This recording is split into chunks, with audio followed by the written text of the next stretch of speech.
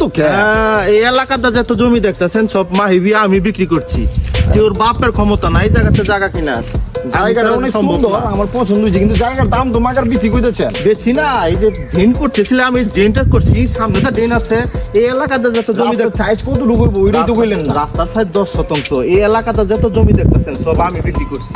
তোর বাপের ক্ষমতা নাই জায়গা নেওয়ার এই জায়গা থেকে। জায়গা মাগার আপনি 10 লাখে বিক্রি করবেন। ছলির জায়গাতে আপনি 10 লাখ 15 লাখ টাকা নিলেও তো আপনার দিতে হইব। সুন্দর জায়গা দিচ্ছি, জায়গাটা অনেক সুন্দর, ঠিক আছে, মাগার পছন্দ। আমি কাগজ দিতেছি আপনারে, আজকে বিকালে কাগজ দিমু। দেওয়ার পরে কাগজ গিয়ে তফসিল অফিসে যাচাই কইরা দেখবেন যদি সলিড হয়ে থাকে তাহলে জায়গা আমার নিবেন না জায়গা নিবেন না।